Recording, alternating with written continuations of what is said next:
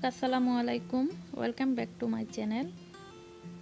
আজকে আমি আপনাদের সাথে শেয়ার করব ভেজিটেবলস ফ্রাইড রাইস। পুরো ভিডিওটি দেখতে থাকুন, যদি ভালো লাগে তাহলে লাইক কমেন্ট শেয়ার করবেন।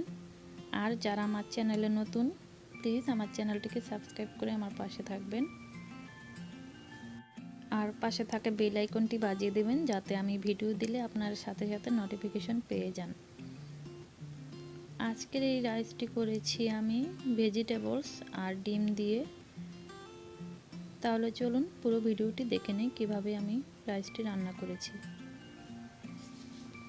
প্রথমে আমি একটি হাঁড়ি বসিয়ে দিয়ে এর মধ্যে 1.5 লিটার পরিমাণ পানি দিয়েছি। আমি এখানে 2 কাপ পরিমাণ চাল দিয়ে দিব। চালটা আমি আগে 10 মিনিট ভিজিয়ে রেখে এরপর ধুয়ে নিয়েছি। আমি এখানে পোলাওর চাল নিয়েছি, আপনারা চাইলে বাসমতি অথবা যে কোনো সুগন্ধিযুক্ত চাল ব্যবহার করতে পারেন। এখন আমি এর মধ্যে 1 চা চামচ পরিমাণে লবণ দিয়ে দিব। এরপর আমি চালটাকে মোটামুটি সিদ্ধ করে নিব। সম্পূর্ণটা সিদ্ধ করব না, 80% মতো সিদ্ধ করে নিব। ভিতরে একটু সাদা অংশ থাকা অবস্থাতেই আমি চালটাকে নামিয়ে এরপরে একটা ছাঁকনির মধ্যে ছেঁকে নেব। তো আমার রাইসটা হয়ে গেছে। আমি এখন সবজিটাকে কেটে নিয়েছি। এখানে আমি 4 পদের সবজি নিয়েছি আর নিয়েছি পেঁয়াজ। আমি এখানে গাজর, বেল পেপার, বাঁধাকপি আর মটরশুঁটি নিয়েছি। আর এখানে 3-4টা কাঁচামরিচ আমি কেটে নিয়েছি একটু ঝালের জন্য। আর নিয়েছি 2টো ডিম। আপনারা এখানে চাইলে চিকেনও দিতে পারেন অথবা চিংড়ি মাছও দিয়ে নিতে পারেন। এখন আমি চলে যাব রান্নায়। হাফ কাপ তেল দিয়ে এর মধ্যে আমি এখন সবজিগুলো দিয়ে দিব। আর চাইনিজ রান্না কিন্তু হাই হিটে করতে হয়, জালটাকে কমানো যাবে না। হাই হিটে আমি সবজিগুলোকে একটু সিদ্ধ করে নিব। আর এই সবজিগুলো সিদ্ধ হতে বেশি টাইম লাগে না। গাজর তো কাঁচাই খাওয়া যায়, আর বাঁধাকপি একটু তাপ পেলেই খাওয়া যায়। এখানে শুধু মটরশুঁটিটা একটু সিদ্ধ হতে টাইম লাগবে, তাও 5 মিনিটের মধ্যে এটা সিদ্ধ হয়ে যাবে। এখন আমি তেলের মধ্যে দিয়ে একটু নেড়েচেড়ে 2-3 মিনিটের মতো জাল করে নেব। এরপরে আমি এর মধ্যে দিয়ে দেব অন্যান্য যে মশলাগুলো সেগুলো।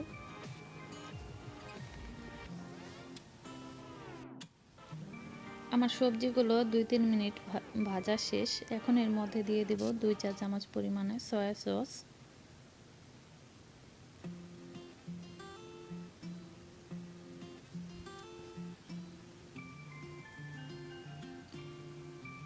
প্রথমে 1 চামচ দিয়ে একটু নেড়ে দিলাম, এখন আরও 1 চামচ দিয়ে দিচ্ছি আমি।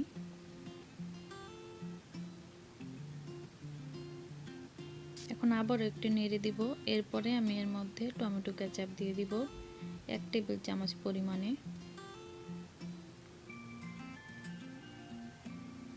এখন এই সসগুলোকে আমি সবজির সাথে ভালো করে মিক্স করে দিব। আরও 2-3 মিনিট এভাবে জাল করে নিব।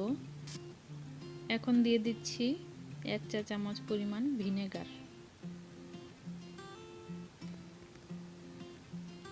আমি এখানে ব্ল্যাক পেপার ইউজ করিনি, আপনারা চাইলে ব্ল্যাক পেপার দিতে পারেন।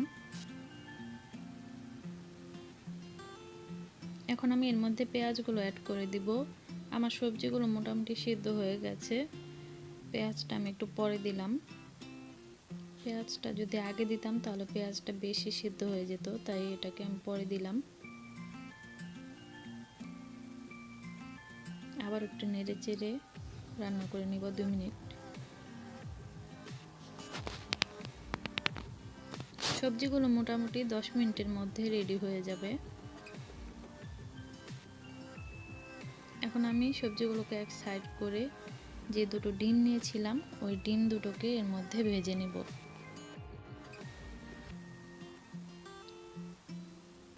একে একে 2টো ডিম আমি এখানে ভেঙে দিলাম। এখন 1 মিনিটের মতো একটু অপেক্ষা করে এগুলোকে নেড়ে ভেঙে দিব।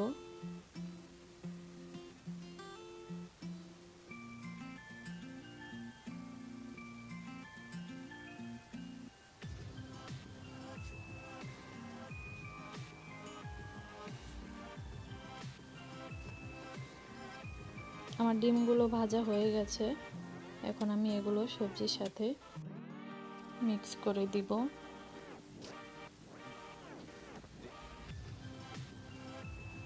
আমার সবজিগুলো সেদ্ধ হয়ে গেছে। এখন আমি এর মধ্যে দিয়ে দিচ্ছি আগে থেকে রান্না করে রাখা এই রাইসগুলো কিন্তু আমি ফ্রিজে রাখিনি, রান্না করে 1 ঘন্টার মতো বাইরে ছিল। এরপরে আমি এগুলোকে রান্না করে নিচ্ছি। আর এই ফ্রাইড রাইসটা কিন্তু অনেক ঝরঝরে হয়েছে। আমার মতো এভাবে রান্না করলে আপনাদের ফ্রাইড রাইসটাও ঝরঝরে আর সুস্বাদু হবে।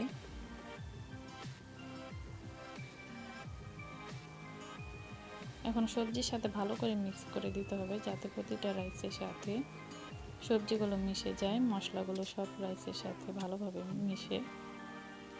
আমি খুব সুন্দর করে মিশিয়ে দিয়েছি। এখন এর মধ্যে দিয়ে দিলাম সামান্য পরিমাণে লবণ। লবণটা আমি পরে দিলাম, কারণ সস দিয়েছি আমি, তারপরে রাইস সিদ্ধ করার সময় লবণ দিয়েছিলাম, এই কারণে লবণটা পরে দিলাম। এখন এর মধ্যে দিয়ে দিয়েছি 1 চা চামচ চিনি, আরও দিয়ে দিব হাফ চা চামচের মতো ঘি। এটা অপশনাল, আপনারা চাইলে এটা নাও দিতে পারেন, আর কেউ চাইলে এখানে টেস্টিং সল্টটা দিতে পারেন। আমার ফ্রাইড রাইসটা এখন খাওয়ার জন্য রেডি হয়ে গেছে। আশা করছি আপনাদের ভালো লেগেছে। যদি ভালো লাগে তাহলে অবশ্যই আমাকে কমেন্ট করে জানাবেন, আর আমার চ্যানেলটিকে অবশ্যই সাবস্ক্রাইব করবেন। রাইসগুলো দেখতেই পাচ্ছেন খুব ঝরঝরে হয়েছে, আর খেতেও কিন্তু অনেক মজার ছিল। তো আজকের মতো এখানেই বিদায়। ভালো থাকবেন সবাই। আল্লাহ হাফেজ।